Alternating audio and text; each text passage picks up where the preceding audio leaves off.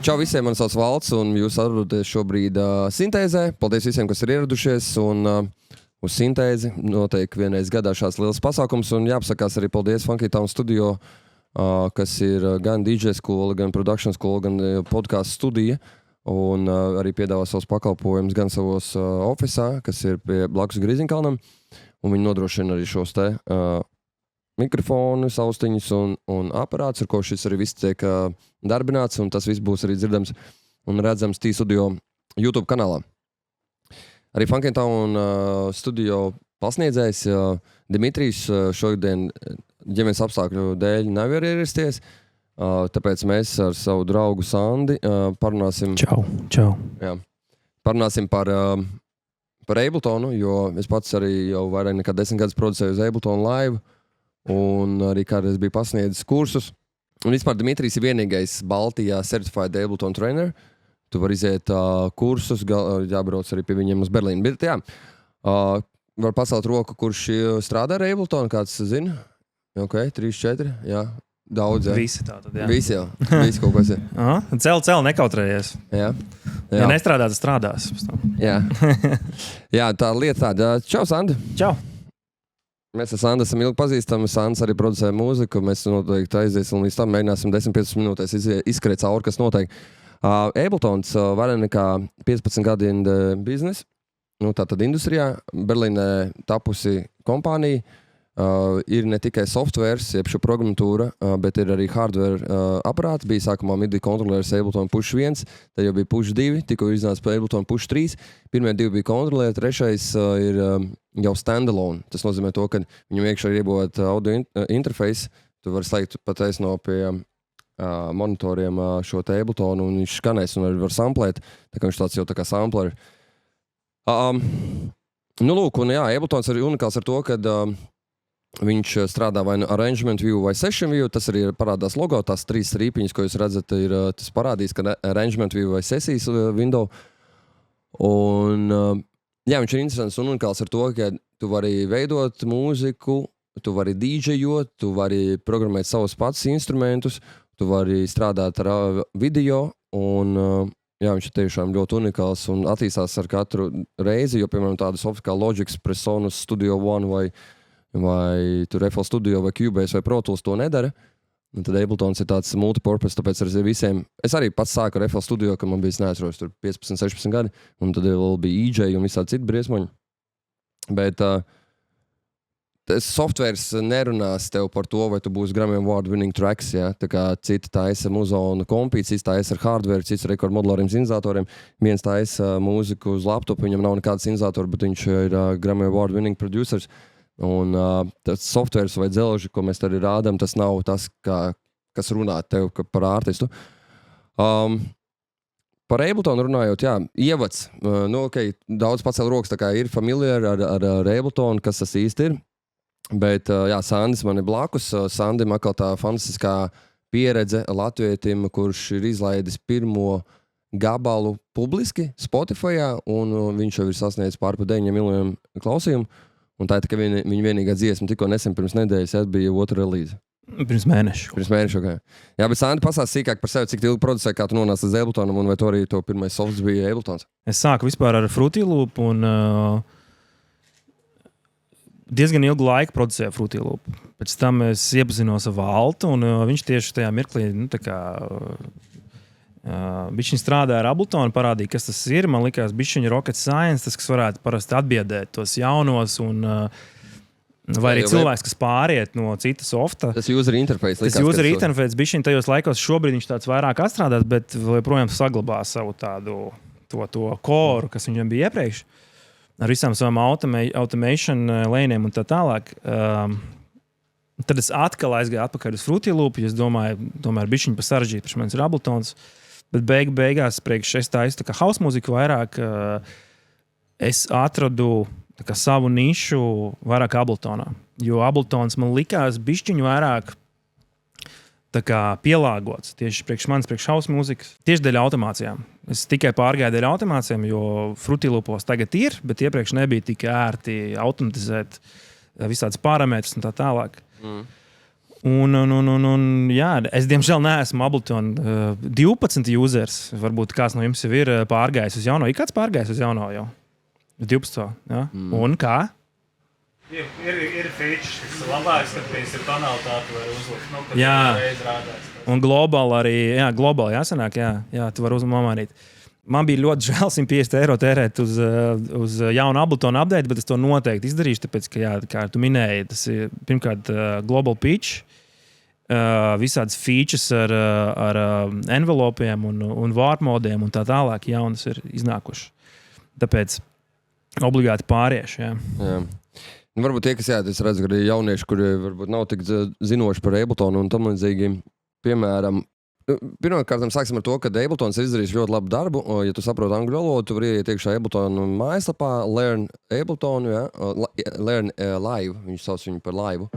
Un tu vari arī YouTube saskatīties pilnīgi no nulles, kas ir arrangement view sesijas logs, kā ierakstīt un tam līdzīgi. Bet vēl viena svarīga lieta, ko mēs gribam vienmēr pieminēt, ka Ableton sadarbojas ar dažādiem ražotājiem un vai pērkot audio interfeisu vai kādu MIDI kontroleri tur nāk līdz dāvanā Ableton Live Lite vai tur intro, tad tu vari, piemēram, iesakt Black Friday tieši upgradeoties, jo viņam ir atlaides, piemēram, uz standarta, bet arī kādreiz bija, kad pēc Push 2, tad dāvanā bija tieši tikai Baltijas valstīm. Jā, es biju tieši tas cilvēks, kas dabūja oficiālo versiju Abletonam, es dabūju tikai caur Push. Es nopirku Push un nāca līdz Ableton disks, un viņš joprojām ir ar mani.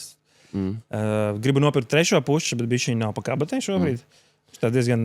Diemžēl mēs netirgojam tikai tāpēc, ka Abletons ar trešo pušu pateica, ka mēs, kad viņi vairs netirgo viņu caur distribūtoriem, dealeriem, bet vienkārši B2C, business to client, patiešām no savas mājaslapas. Bet tagad man ir sarunas par to, ka viņiem, viņi saprata, ka tur baigi zemi rādītāji un ka viņi aizies. Bet tas dēļ tāpēc, kad komponents maksā baigi daudz. Un... Tiem, kam ir vēlme pirkt Abletonu kā softvēru, es iesaku pirkt viņu ar Push 2, ja ne? Ne, Push 2 vairs nevar nopirkt, viņi vairs nevar, tagad tikai trešais, okay. Jā. Bet tagad arī tas bundles vairs nav. Tas bija labākais deals, kas ir, tāpēc, ka es neatradu draudzību Push 2, diemžēl, bet es zinu ļoti daudz cilvēks, kas atrada tiešām, kas palīdzēja viņu workflowām un vispār attīstīja viņa producēšanas gaitas ļoti.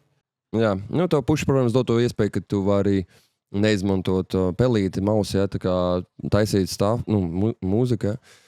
Protams, ka mēs te nevaram daudz izplūst garumā, kā vispār ko tur darīt, un mēs zinām, kā varam te daudz visu kaut ko interesanti diskutēt. Nav ko arī parādīt. jā, tieši tā, mēs jau nebijām sagatavojušies, mēs vienkārši gribam aizpildīt vēl ēteru. Bet, pastāst varbūt, kā var, cik tu ilgi producē un kā var vispār nonākt līdz tam, kad tavu dziesmu atskaņošu tik daudz reizes arī Spotify un izstāst to ceļu. Long story short ir tā, ka pa lielam man nebija nekad mūžā bijuši relīzi. Pirmā relīze man bija uz Selected. Varbūt kāds zina, varbūt kāds nezina, bet ir tāds Selected labels, kas nodarbojās ar Deep House distribūciju un tā tālāk. Sanāca vienkārši aizsūtīt viņiem treku. Protams, kā jūs jau zinat, gan jau, ja jūs producējat, tad priekš mums, kā producentiem, viss, ko mēs rādām, nekad nav pabeigts līdz galam. Jūs vienmēr to zinat, un tā ir vienmēr. Un man arī likās, ka tas gabals nebija pabeigts līdz galam, bet man pierunāja. Un es esmu tas cilvēks, kurš spēlē tos gabalus jau 3-4 gadus pa visādām vietām un saka, ka viņš ir pilnīgi gatavs, bet tev zināmā nepatīk haikatam mazliet tur tonalitāte. Jā, snērs kaut kā neskan vai kaut kas nav tur miksā un tā tālāk.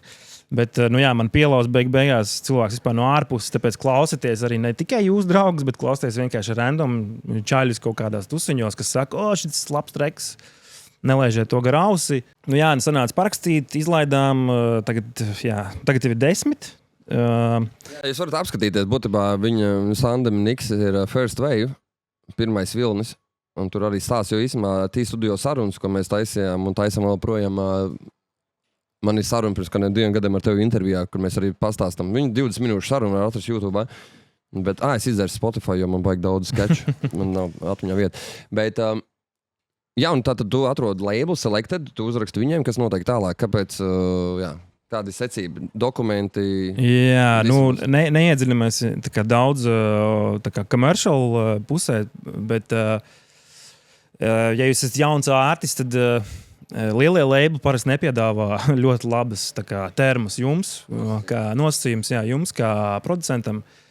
Ir vai tu izvēlējies, vai tev izlaidīsies dziesma kaut kādā pazīstamā labelā, vai Viņi vienkārši nekad netiks nekur atskaņot, vai viņi tā kā self-releasos, un nekas nenotiks. Tāpēc izlaidu ne uz tik labiem nosacījumiem, nav starpība kādiem, bet vairāk gribētu parunāt par vispār par self-release, ja? Kā cilvēkiem, tāpēc, ka es arī tikko izlaidu mēnesi atpakaļ self-release. Un tas nebija tik vienkāršs process, kā man likās, jo pirms tam visu manā vietā darīja labels. Un kā izrādās, tur tik daudz lietas, kas ir saistītas ar tieši legālo pusi, ar sample clearance, ar visādām lietām, kas man bija svešas. Izmanto distribūtoru, kuram tu maksā subscription, lai tavu dziesmu tur būtu, un lai viņi parādītos iTunes Juno Tidalā. Jā. Okay, un tad vienkārši tu nevis izmanto record label, bet tu izmanto platformu, kas tev viņu tā kā padistribūto. Jā, viņi nodarbojas tikai un vienīgi ar distribūciju. Var teikt vārdus? Jā, angliski visu laiku man grūti vispār izteikt. Es izmantoju Lander. Viņam ļoti labs subscription plans. Viņi neņem nevienu procentu no tevis no royaltiem. Tad, ja jums ir vēlme izmantot Lander, tad es ieteiktu laikam to, tāpēc, ka esmu taisījis daudz research par to. Daudz zina tā kā Lander ar to tā kā automātisko mix master, bet viņi arī piedāvā šādu. Jā, un viņiem ir tas, ka viņi nāk pretī ar to, ka viņi neņem tiešām nekādas royalties no tevis. Tātad visu, ko tu distribūtē un izlaidi, paliek tikai tev. Protams, ka pašam jādomā par mārketingu, par pušošanu, to treku un tā tālāk. Ja būsim reāli, tie procenti, ko saņem saucamās royalties, kā to sauc latviski? Nezinu. Autora atlīdzība. Tev tādu šim te trekam ir jāskan un jābūt ieliktam playlistēs. Un tavēs reiz, kuram ir šis te pirmā relīze, kur 9 miljoni klausījumu, viņš tik ieliks playlistēs, un tu pastāstīji par Brazīliju un tam nezinu. Jā, protams, ka dziesma var būt laba, bet ja viņa nav tajās playlistēs, kurām ir daudz sekotāju, piemēram, Spotifyā Deep House playlist, kurai ir jau laikam 3 miljoni sekotāju šobrīd, viņa pieder Selected labelam. Tātad pa lielam miljonus noklausījumi ir tikai tad, kad tu paraksti, jau uzreiz pēc tā, ka tu paraksti ar to labelu. Tātad viņiem pieder lielākā playlist Spotifyā, viņi tavu dziesmu ieliek lielākajā playlistē, un viņi uzreiz dabūna skatījums tikai tāpēc, ka viņiem pieder tā playlist. Un Spotify... Tā lieta, tu jau saino šo te līgumu, tu jau nezināji, ka viņam tāda playlist ir, un tad tu skaties to Spotify artistu, pastāst par to, ko tu redzi tajos statos. Jā, es zināju, ka viņiem tāda playlist, protams, es negaidīju no tādu trafiku no viņa playlists. Bet tas, ka viņi izdara visu tavā vietā, es tikai novērtēju pēc tam, kad es izlaidu self-release. Vispār bez mārketinga, bez nekā, es samaksāju subscription un tā tālāk.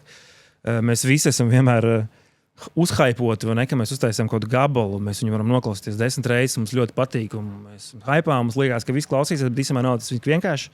Es nesaku, lai pamestu to cilvēku un darītu un nolaistos rokas, bet milzīgs ieguldījums ir vajadzīgs tieši mārketingā, ko, diemžēl, izdara labeli vislabāk par visiem. Ir visādi servisi, kas nodarbojas tieši ar mārketingu, ne, kuriem tu maksā naudu, bet atkal ir runa par to, vai tas ir īsts trafiks, kas nāk tavās dziesmās, tie, kas paliek kā sekotāji, vai vienkārši bot trafiks, ko viņi iepludina tev, un tad viss. Tāpēc tā industrija nav tik vienkārša. Mēs visi esam melomāni, mēs vienmēr gribētu, lai mūzika ir tas, kas tā kā pelna naudu vai tas, kas pavelk cilvēku. Diemžēl tā nav. Mēs dzīvojam tādā laikmetā, ka vajag kaut ko vairāk darīt sociālie, Instagram, Facebook, posti un tā tālāk. Jebkurš biznes veidojās tikai no... Tā kā tā meme, kas tagad iet un ko es varbūt paši redzat savos... Ko es nedaru, starp citu, vispār. Jā, tāpēc man nekas tas priekš īsti neiet ar tiem self-releasiem, jo esmu slinks un es nedaru sociālos. Jautājums, labels arī palīdz sociāliem? Labels, viņš dara visu pats pa sevi. Tad viņi paņem tavu treku, viņi pasaka, ka tavu release deitu, un viņi izdara visu no A līdz Z, no mārketinga puses. Pilnīgi viņi visi. Tu vispār pat tajā nepiedalies pa lielam. Tu zini, kur tiek tava dziesma likta, vai kur viņa tiek spēlēta, un tā tālāk, jo viņam iedod tracking sites, piemēram, Spotify for Artists, var redzēt, no kurienes nāk trafiks un tā tālāk. Bet viņi izdara pilnīgi visu. Tas nozīmē, ja tu esi tā kā solo artists un tu esi self-release, tev tas jādara no savas puses. Bet atkal ir tik daudz servisi, kas nemaksā īstenībā tik daudz, kas var palīdzēt tev tā kā, turpināt un pušot savu treku uz priekšu. Es vienmēr teicu to, ka bieži vien visi grib būt DJ, visi grib būt producenti, bet patiesībā, kas ir tā kā lacking, kā to sauc latviski? Kas bremzē, kas tā kā bremzē, kad patiesībā mums trūkst tādi, kas iesien to konfekti, tādi menedžeri, promoteri, paši savi lēbli. Jo tieši tā, jo artists jau tur tā lieta, tu esi varbūt profesionāls tajā jomā, kas saucās Abletons, bet tu neesi profesionāls marketingā un arī dizainā, tāpēc tu maksā pakalpojumu, ārpakalpojumu, artworku, distribūciju un tam līdzīgi. Ja tu varbūt labi producē, bet tev slikts mixings, masterings, tu arī maksā par to naudu. Un tas man īstenībā vienmēr atgādina to, ka tā saucamā meme, kad mūsdienās 2024. gads parāda, ka business owners jau paliek par content creator, kur mēs atrodamies vispār, ka business owner, mēs zinām tur, nesauksim arī šeit vārdus konkrēti, bet jūs zinat to, kas notiek pasaulē, un kad vienkārši pats tā kā owners iet un video cilvēks. Ja? Kas, tā kā varbūt nav slikti, bet varbūt tas tāds interesants laikmets. Tad šeit arī no artista prasa, ka tur būs viss super, vai ne? Bet patiesībā mums būtu jākoncentrējas uz mūzikas veidošanu, producēšanu. Jā, ideālā pasaulē. Jā. Vajag mums visiem tīkloties, uzdot jautājumus, jo mans labs sakāmvārds ir labākie sadarbojās, tā kā sliktākie, vai ne gluži sliktākie, bet tādi zemais līmenis konkurē. Mums nevajag konkurēt, nevajag būt tā, ka hei, es neiešu viņu runā, man īsti nepatīk viņu muzons, es gribētu arī spēlēt uz tā skatus, tāpēc, tā. Īsmā jādraudzējās. Jā, mēs īstenībā arī jādalās. Es Sandim rādu arī jaunus trikus, kā mēs varam mainīties ar lietām. Īsmā arī jums var padalīties, piemēram, viena no foršām lietām, kas music produceriem, jo es to daru jau 15 gadus, ir ieliec gabalu privāti SoundCloudā un klausies viņu mašīnā, telefonos vai tam līdzīgi, un vienmēr pierakst piezīmes tādā ziņā, ka tu aizies apakaļ uz studiju, un tu vienkārši klausies un tu lasi savus komentārus. Un, ja tu viņu ieliec kaut kādā, tur nezinu, Telegramā vai savā iPhone'ā pie files vai WhatsAppā, tu nevari īsti uzrakstīt tur komentāru. Tā tev visu komentāru sarakstīti. Un dalieties, sūtiet un saviem draugiem un nejautājiet viņiem, piemēram, hei, man liekas, ka tur hi-hats varētu būt pa tonu tāds zamāks vai tam līdzīgi, bet tieši vairāk tā ideja. Mans tā kā subjektīvais viedoklis, tas, ka mūsu kultūra Latvijā vispār par mūziku ir... Mēs bišķiņi atpaliekam no mūsu kaimiņiem, lietuviešiem un igauņiem tādā ziņā, ka mums nav tiešām kopienas. Piemēram, lietuviešiem ir nenormāls tāds underground house, kas viņi ir slaveni, viņiem ir liels studijas un tā tālāk. Igauņi, kad man bija 20 gadi, tajos laikos, varbūt kāds zina, bija tāds, atcerieties, Mord Fustang. Bija tāds čalīts, kas taisīja elektro house, un viņš bija pasaules slavens un tā tālāk. Un viņš arī nodibinājis Igaunijā savu rekordlēblu, kur viņš velk savus artistus iekšā un tā tālāk. Un es domāju, ka Latvijā mums tieši... Mums vajag to karogu nesēju.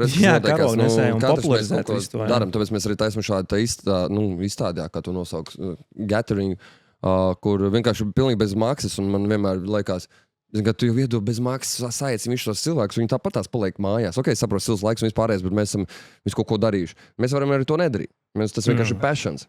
Sāns arī var nestāstīt visu kaut ko, bet mēs dalāmies, varbūt tu to iesūdz, varbūt tu ar viņu pēc tam iepazīsties un jūs uztais ar kolabu. Bet nevajag kautrēties, baidīties un vienkārši vajag vairāk dalīties. Ja. Tieši tā. Kā jūs paši novērtējat patreiz, kā izskatās šis producentu lauciņš? Mans komentārs ir sekojuši, ka es pirms 10 gadiem attaisīju vaļā T studio, tad es taisīju producēts Latvijā, un es darīju sekojuši lietu, tad vēl populārs bija SoundCloud. Es vienkārši paņēmu, piesakoju dažādiem producentiem un skatījos, kad viņš ir izlaists. Un dara 5 LV, es to darīju pirms 10 gadiem, īsumā pēc tam man ideja vēl nošpikoju, Dirty Deal audio, viņi taisīja. Es nezinu, cik tie kvadrātkilometri ir Latvijā 3000 vai kaut kas tam līdzīgs, viņi bija tā kā nosaukuši tos kvadrātkilometrus latviešu un tam līdzīgi. Bet kas notiekās? Čaļi liek iekšā SoundCloudā, piemēram, demo vai pabeigts treks un tam līdzīgi. Un kā jau tikko mēs pieminējām un atkārtošos visu laiku, mūzons ir tiešām ļoti labs, daudz par viņu vienkārši nedzird, jo viņi tur, jūs viņus turat vienmēr savos hardrevos, savos cietos diskos, bet viņš nav publiski pieejams. Piemēram, bet te, ka man atsūta privāti, es klausos, viņš čaļiem saka 10 reizes vecais, pilnīgi gatavs, mums ir jālaiž ārā. Oi, nē, zini, ja? Es viņu arī pušoju visu laiku, viņam gabali 50 jau ready to go, ja? Viņš saka, nē, šito es gribu vēl kaut ko.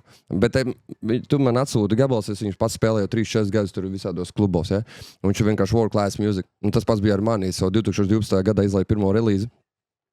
Un man liekas tā kā, ok, bet, lai tu būtu profesionāls savā jomā, arī tur tās stundas ir jāpavada. Tu nevari tā kā, tas man būs part-time job. Ja tu gribi paspēdīt pelīt, zini, kā tu to var darīt. Ja tu gribi sasniegt kaut ko līdzīgu. Bet jā, no manas puses Latvijā mūzons ir ļoti labs. Es teiktu, ka līmenis ir neatklāts, tāpēc, ka esmu dzirdējis, piemēram, es tā kā teikšu pēc savas pieredzes un no sevis, ir tas, ka tiešām ir esmu vairāk kā pārliecināts. Mums ir Latvijā, piemēram, labi mūziķi, kas taisa house mūziku, kas tiešām laiž ārā, piemēram, Makrēckis, ja, Makrē.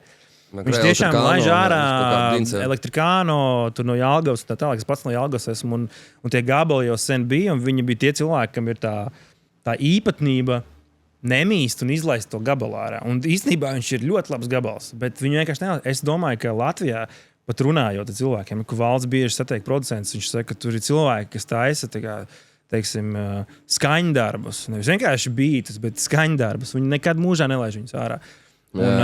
Bet jau paliek bišķiņ labāk, jo cilvēki, man liekas, paliek bišķiņ vairāk atklātāki.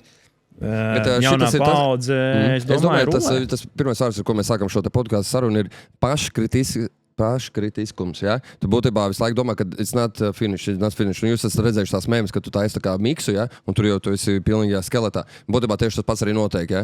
Jo, kad tu pats esi izgājis caur tās 20, 300, nezinu, cik stundas pie viena gabala, tev liekas, tur nav, ja? Varbūt, tev aizgāja jau otrs. Tāpēc īstenībā viens producents Latvijas Oriola, es nezinu, vai viņš vēl projām to dara, viņš man patikās.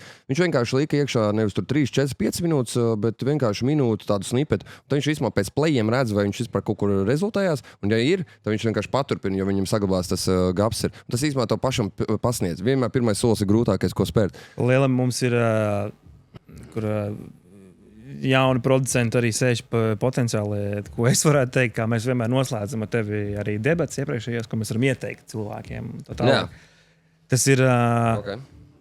Jā, jums sākās koncerts, pabeidzam ar... Galvenais, ja kāds saka, laid ārā visu, kas tev ir, nekad tā nav. Diemžēl tā nav. Nevar laist ārā kaut ko tādu, kas...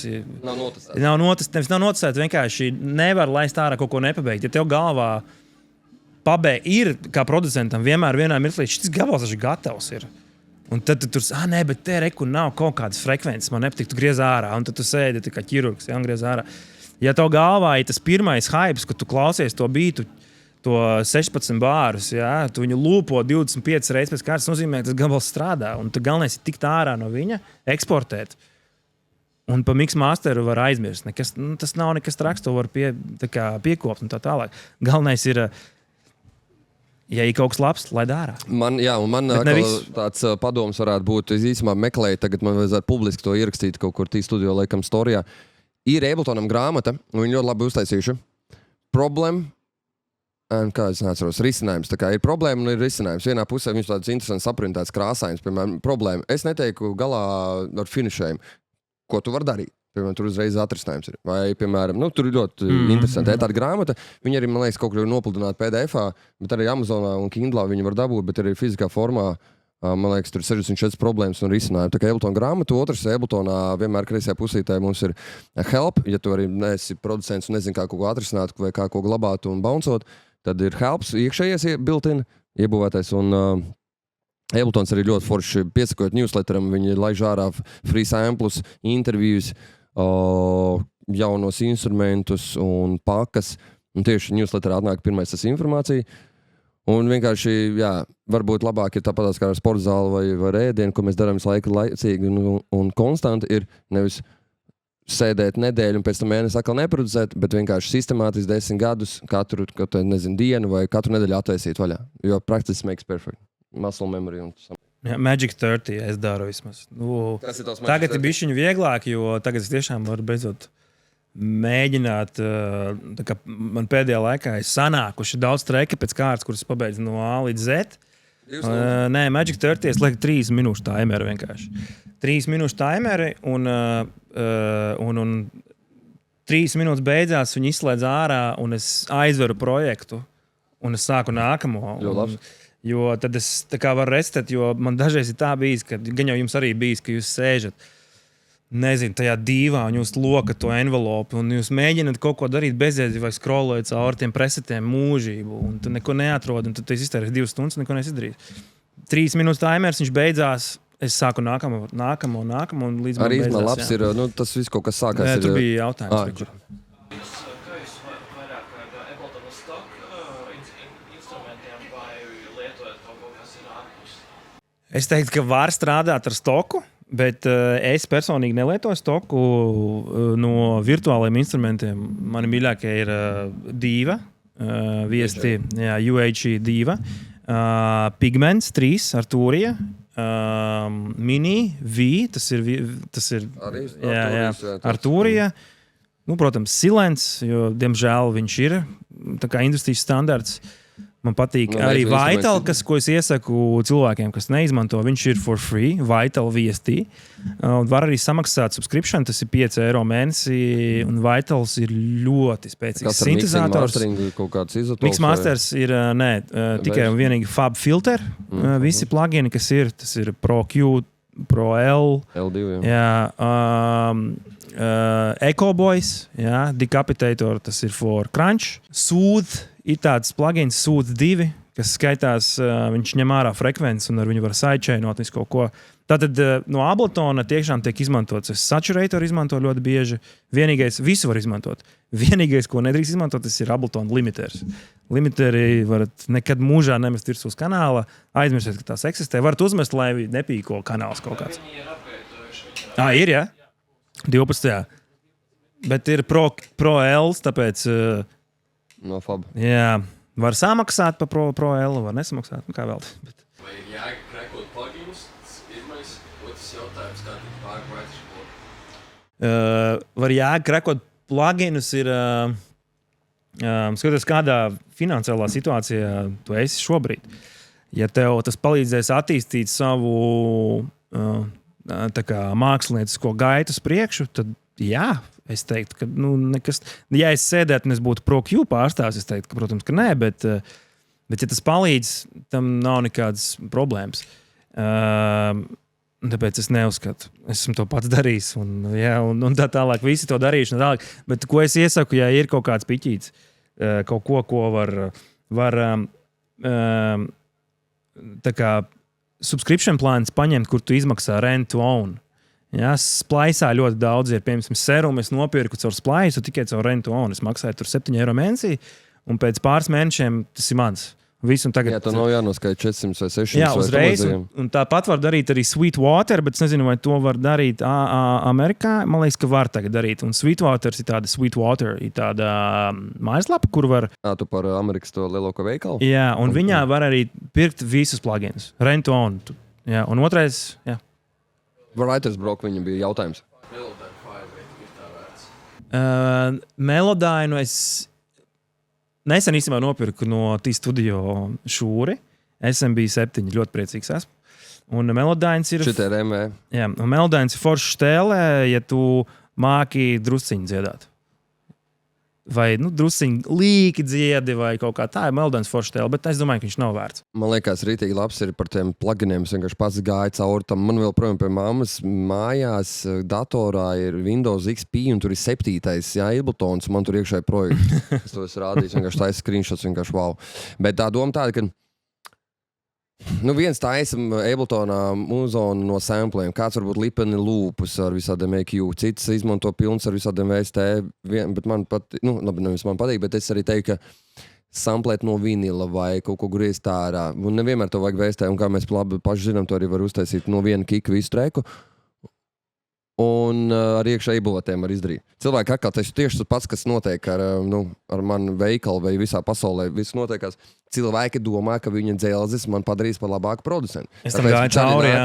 Tāpēc šādi nāk pie manis pērka gīru. Tāpēc, kad čels pērka labāku mašīnu, viņš domā, ka viņam būs ātrāk, viņš nokļūs darbā.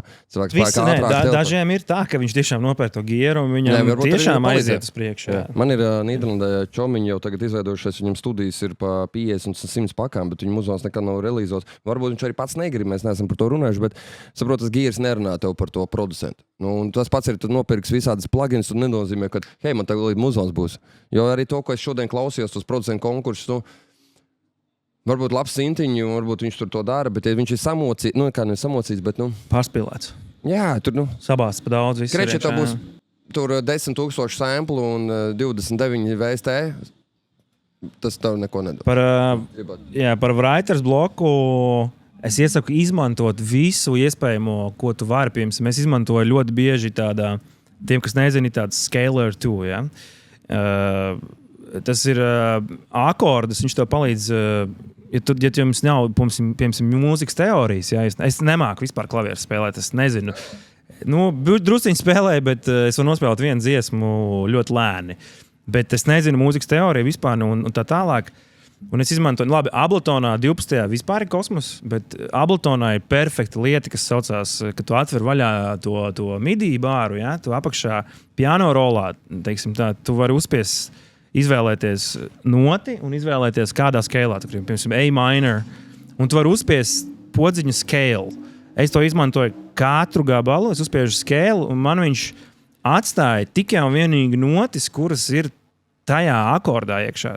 Tad es varu pēc mūzikas teorijas tikai un vienīgi uz dzirdi savilkt sev akordus un visas manas dziesmas, pilnīgi visas, kas ir taisīts.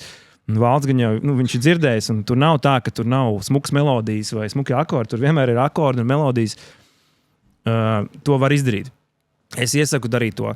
Izmantot to, kas ir, un plus izmantot to 30 minūšu maģisko lietu, likt reāli timeri, nobloķēja sevi, uzlaiž timeri 3 minūtes, kaut kas nesanāk, uzspied stop, reseto, atver jaunu projektu, atkal timers. No 100 sūdiem sanāks kaut kas viens burvīgs vienmēr. Vēl viens interesants lieta, ko es sāku, bet es, diemžēl, nevienmēr, bet sanāk. Otrā mēnesī apstājos, es vienkārši taisu vaļā kompi un pateicu tā, ka katru dienu jauns streiks, bet viņam nav jāpabeidz. Es vienkārši rakstīju 31. jūlijas. Attaisu un vienkārši izdomāju BPM 140, 80, 90, 105, 116. Un ko mēs vienkārši dod? Pirmkārt, mēs kačāju skilu uz ātrumu un idejām. Trešām kārtām, tieši dabūt tādu foršo, jo mēs visu laiku taisīsim tehniķi, mēs arī iespējams tur paliksim. Varbūt tu būsi profesionāls, bet pataisi kaut ko savādāku. Ne jau tāpēc, ka to jāizlaiž, bet tikai tāpēc, ka tu kačā. Draugi, es jums saku, mēs sākam līdz 9:10. Tagad ir 8. Man liekas, tur īsti sāksies ārā štele. 9. mēs tieši T-studio apbalvojam producentus. Es redzu, ka te ir tie, kas arī pat ir iesūtījuši. Vai ne, Andri? Jā. Ir tāda lieta. Jā, un tātad, 9:00 mēs apbalvojam. Tur būs balvas, lietas. Kūka nebūs. Ja jūs dāvinat man, tam būs. Bet paldies un čau. Paldies jums liels. Jā.